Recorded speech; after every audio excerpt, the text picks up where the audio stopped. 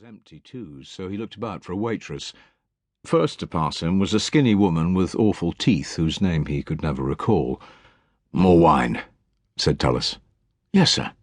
She took the vessel without even slowing. Best take it easy, Tullus decided as she vanished in the direction of the bar. It could be a long night. "Water down, 4 parts to 1, he called out. She turned, raised an eyebrow, but returned with a jug of dilute wine. Time passed. Several centurions and optiones from the 6th cohort came in and invited Tullus to their table. After an hour of pleasant conversation, his decision to moderate his intake of wine had been forgotten. He'd had at least another jug, and was thinking that it was time to order another. Fenistella's arrival was most opportune, therefore. "My round," he insisted. Tullus raised his hands. "Be my guest." Fenestella came back with 3 jugs. "The place is getting crowded," he explained. "It saves having to queue up."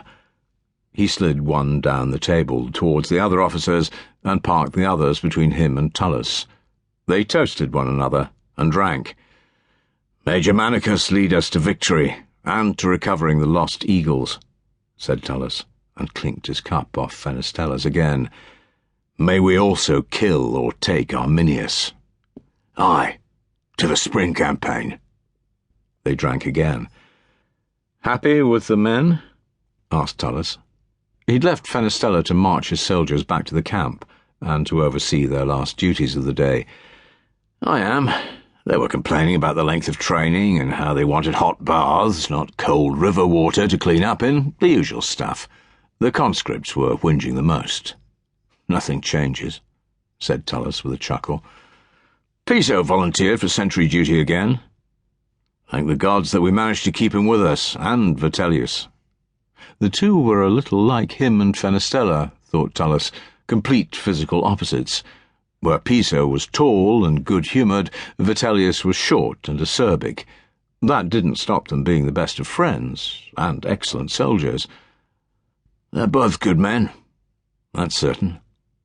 After the ambush, Tullus would have liked to have held on to every legionary from his original unit, but that wasn't the way the army worked. If it hadn't been for Caedicius, the former camp prefect of Aliso, now a good friend, Tullus would have retained none of his original command, not even Fenestella.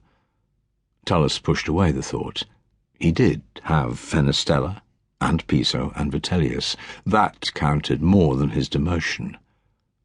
The rest of his soldiers weren't a bad bunch, even if some of them, in particular the conscripts, weren't well suited to military life. The conscripts had been forced into the army during the widespread panic in the months after Arminius's ambush, when the emperor's initial request for volunteers to join the army had met with a poor response. Augustus's forcible draft had resulted in thousands of unwilling citizens joining the Rhenus legions. Every unit had a certain number of them, and some more than others. Tullus was grateful that his century had only 25 or so. His bladder twinged. "I'll be back," he said to Fenestella. "Keep my seat." Upon his return, Tullus was irritated by the sight, 2 tables over from his, of 4 centurions from the 2nd cohort and a couple from the 1st, along with an assortment of junior officers from their units. It wasn't correct to call them his enemies. Relations between them weren't that bad. Adversaries, perhaps, Tullus decided. He sat down opposite Fenestella, who had his back to them. "Have you seen—" he began. "Aye," replied Fenestella, scowling. "The cocksuckers didn't notice me, though." "Nor me." That was the best way, thought Tullus, keeping his head down. He and Fenestella couldn't fight 10 men, never mind the fact that such behaviour was considered unacceptable for centurions. He had no desire to end his career in a lower-ranking cohort, or even in the ranks. "Listen to what they're saying." Tullus pricked his ears. As was natural, there was a lot of background noise, loud conversations, singing, an occasional shout, and bursts of laughter. It was fortunate that the 2 junior officers between their table and that of the group of centurions were talking in whispers. Like as not, they're gossiping about which whorehouse to visit, thought Tullus.